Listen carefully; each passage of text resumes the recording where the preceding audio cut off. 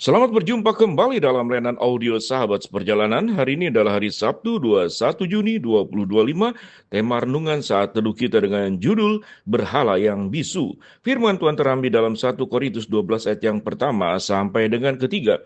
Sekarang tentang karunia-karunia roh. Aku mau saudara-saudara supaya kamu mengetahui kebenarannya.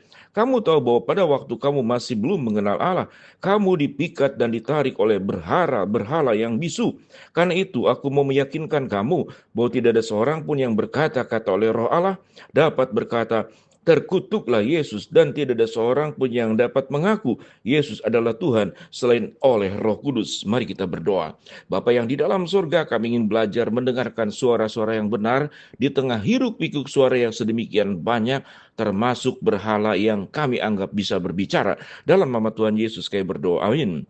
Shalom sahabat perjalanan yang dikasihi Tuhan. Berhala yang bisu. Kalau kita berbicara tentang berhala yang bisu, artinya berhala tidak bisa berbuat apapun, tidak bisa bertindak apapun, tidak bisa melakukan apapun untuk setiap kita masing-masing.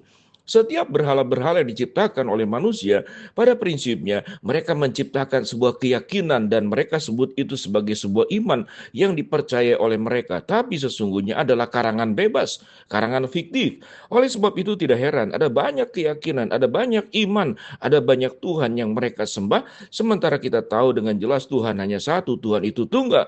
Karena Tuhan tidak akan bertentangan dengan kata-katanya sendiri, Tuhan tidak akan bertentangan dengan ketetapan-ketetapannya sendiri. Kalau kemudian menjadi begitu banyak Tuhan dengan versinya masing-masing, maka itu adalah penciptaan sebuah keyakinan dan iman yang kita boleh sebut dengan sesuai kebenaran firman Allah, menciptakan berhala-berhala baru. Sebagaimana renungan yang kita pernah dengar sebelumnya, orang bisa menciptakan berhala dari batu, orang bisa menciptakan berhala dari emas, dari perunggu, dari perak. Orang bisa menciptakan berhala juga dari alam semesta yang sesungguhnya menceritakan tentang kemuliaan dan kebesaran Allah lewat bulan, bintang, matahari, laut, daratan, alam semesta, galaksi yang sedemikian luas, alam semesta yang sedemikian hebat, yang sedemikian agung dan mulia, lalu menciptakan sebuah keyakinan, sehingga yang berbicara bukanlah Tuhan, siapa yang berbicara adalah diri sendiri, kemudian menciptakan berhala dari benda-benda mati, yang sesungguhnya adalah ciptaan Allah sendiri,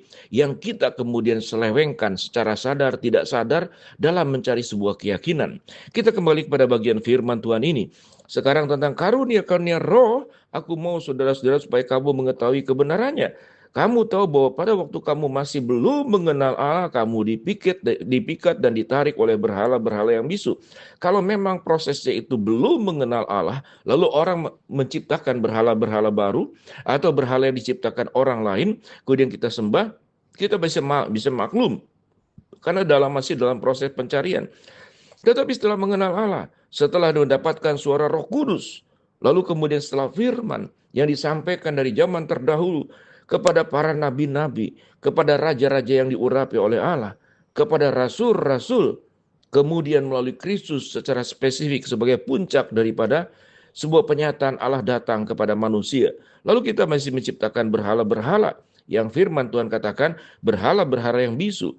Berhala yang bisu di sini artinya adalah berhala pada prinsipnya tidak bisa berbuat apa-apa, tidak bisa bertindak apa-apa, tidak bisa menolong apapun.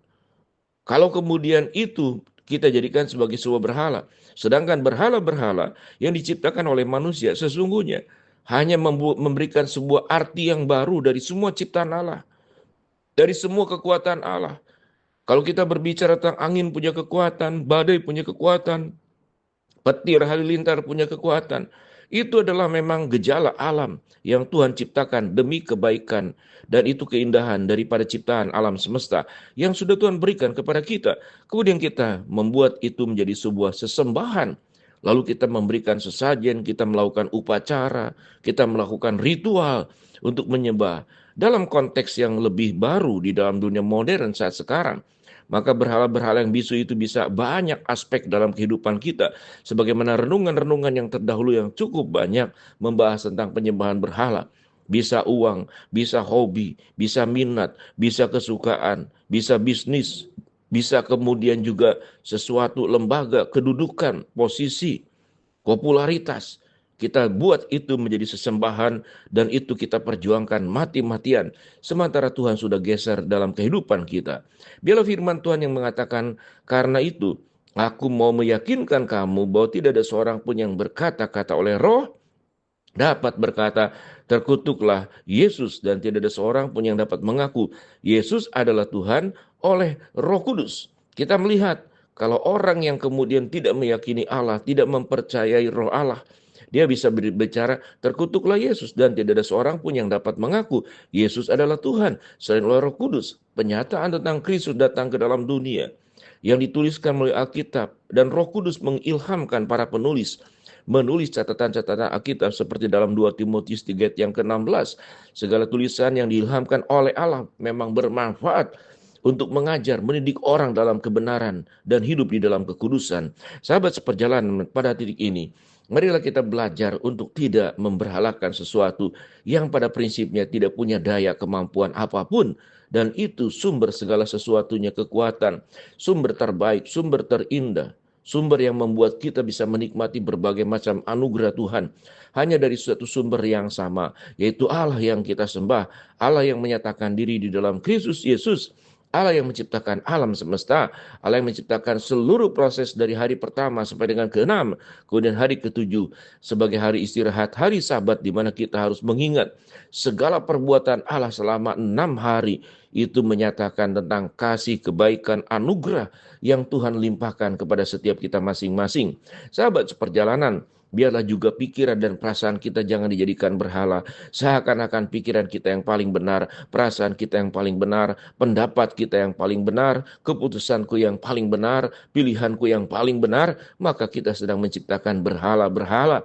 Lalu kita menggeser kedudukan Tuhan, kita menggeser kehendak Allah. Bukankah dalam doa Bapa kami, Yesus mengajarkan, jadilah kehendakmu dan bukan kehendakku. Pada posisi ini sahabat seperjalanan, mari kita terus belajar menjadi pribadi, tidak menyembah berhala-berhala bisu, berhala-berhala yang tidak berdaya, berhala-berhala yang impoten, yang tidak punya kemampuan apapun. Biarlah segala kemuliaan kita hanya nyatakan kepada Allah lewat kehidupan kita, lewat kerendah hatian, lewat karakter yang diubahkan oleh Allah. Tidak merasa benar sendiri, tidak merasa hebat sendiri, tidak perlu kemudian membuat kita menjadi pusat perhatian. Semua orang harus tunduk, semua orang harus melihat kita, seakan-akan hidup kita tidak bisa kalau tidak di atas panggung dengan tepuk tangan, pujian, dan kemudian eluk-eluk. Yang itu bisa terjadi seperti Herodes, karena dia kemudian rakyatnya mengatakan ini bukan suara manusia tapi suara Allah. Pada saat itulah Herodes ditampar oleh malaikat dan mati dimakan cacing-cacing.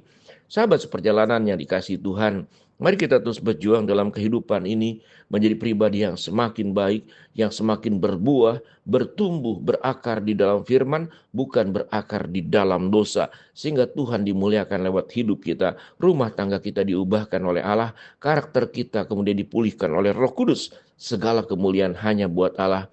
Tuhanlah satu-satunya yang disembah, Tuhan satu-satunya yang diagungkan, bukan yang lain, apalagi berhala-berhala bisu yang kita ciptakan, kemudian kita sembah. Mari kita berdoa. Bapa dalam surga, terima kasih buat kebenaran firman yang kami pelajari. Hamba-Mu berdoa buat sahabat seperjalanan yang sakit, Tuhan jamah sembuhkan. Sahabat seperjalanan yang sedang menghadapi masalah, Tuhan bukakan jalan. Sahabat seperjalanan yang sedang berdoa mengharapkan sesuatu, Tuhan kabulkan dengan cara dan waktu Tuhan yang terbaik. Tolonglah kami hanya menyembah Tuhan di atas segala-galanya dan tidak menciptakan berhala-berhala baru yang kami anggap sebagai sesembahan, tetapi Tuhanlah sebagai pusat di atas segalanya. Dalam nama Tuhan Yesus kami berdoa. Amin.